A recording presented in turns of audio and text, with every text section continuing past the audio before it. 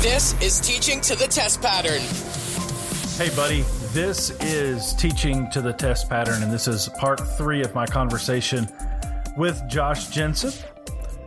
If you missed parts 1 and 2, make sure you go back and check those out. But they're all kind of standalone. In today's episode, Josh is going to talk about, what he's done to go above and beyond for some clients and where he learned how to do that. He's going to give you an opportunity to kind of hear what you need to tell your students to be different, or actually to make them stand out in a very competitive field.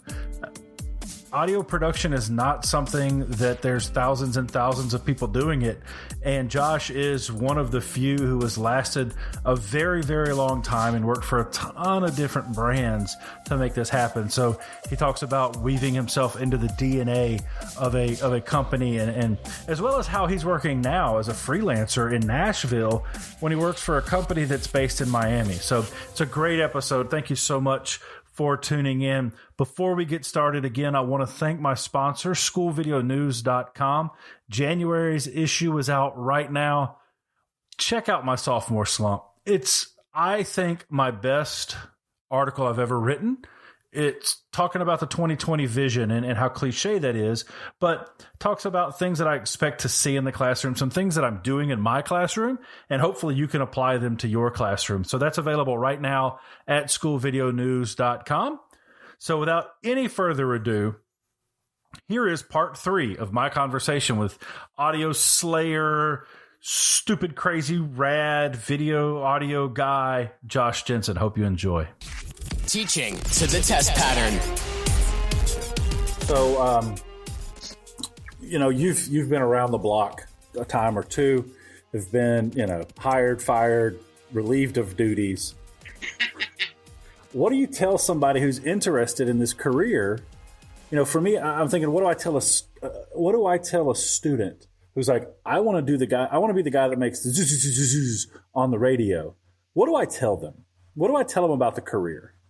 You better be also the guy that cleans up, that flips over tables, that learns how to stack stickers and T-shirts, and learns how to be a producer, and learns how to do an air shift, and learns how to do commercials, and learns how to do everything. The more versatile you are, you'll be like harder to get rid of. I was with iHeart for 15 years. Yeah. It took them 15 years when I gave them reasons to let me go a million times. Yeah, it's funny. I try to tell that to a lot of the students. And one of the biggest compliments I ever got was when I left radio. And, I was in Chris Williams' office. He's kind of a big deal now, apparently. I don't know. I broke into his lake house yesterday. Yeah, lucky. But he was there. This wasn't much fun. I had a key to his lake house, and I've had it for years. Yeah. And I couldn't find it. And he was like, dude, I'm locked out of the lake house. And I was like, I'll come down. And I thought I had the key, but I didn't. So I broke into Chris Williams' lake house. And one of the highest compliments I've ever received is, you talk about being the person who does it all.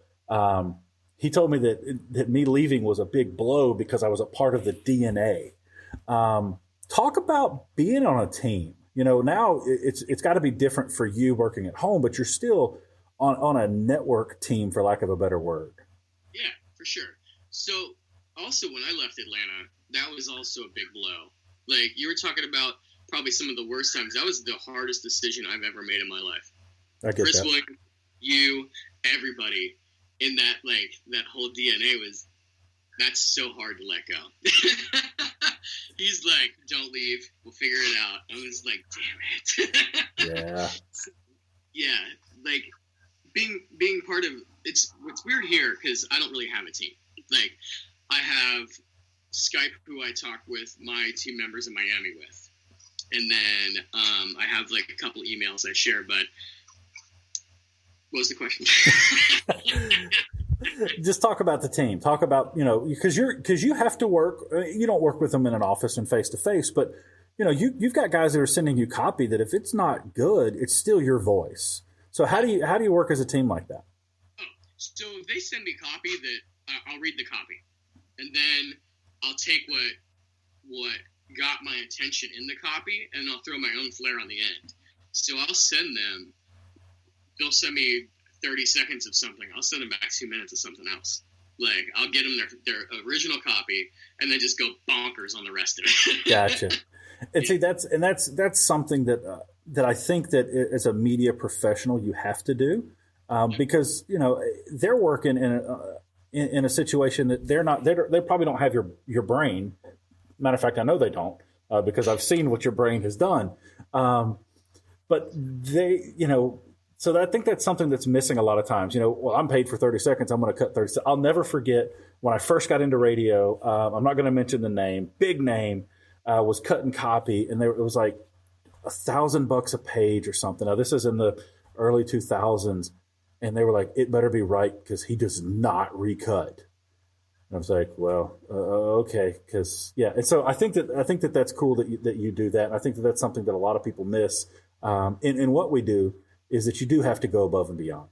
Yeah, for sure. Like, I learned that from Malcolm. When the first time I sent him copy, and he was like, "This is really good, but what if we did this?" And I'm like, the first time it's not your job to tell me what we should do, but that's awesome, and it's way better than what I wrote, so I'm taking it. I'm going to take it. I'm going to use it every day. Every day. So that's kind of where I learned that from.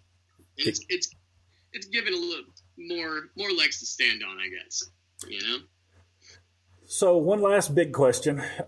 Someone interested in what you do, what would you tell them that they've never heard or never thought of? Like if they're getting into production, if they're getting into VO, what is something that you have experienced that you don't think other people until they get into this situation know? Save your money. Save your money, because sometimes jobs come, sometimes they don't.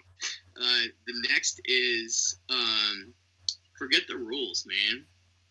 Everybody's so cookie cutter, cut and paste, this, that, and just want to do the bare minimum to get their paycheck. No. Be different. Give more than you thought that they were expecting. Always go above and beyond. They say it's never crowded at the extra mile. I mean, everybody stops when their job's done. All right. So where can we stay up to date with you? How can we, I know how to find you, but how can my listeners find you? Radiotweaker.com or JoshRadio13 on all the social medias. Gotcha. So thanks so much, dude. This has been awesome. Heck yeah, man. Thanks for having me. This is awesome. There you have it. Josh's input on how you can succeed is to be different, stand out, and do something that other people aren't willing to do.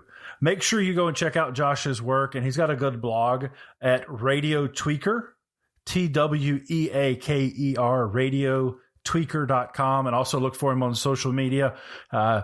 Lots of very fun stuff that he does on his Instagram page. Some of it may not be appropriate for your students, but definitely go check him out, Josh Radio 13, on all the social media apps.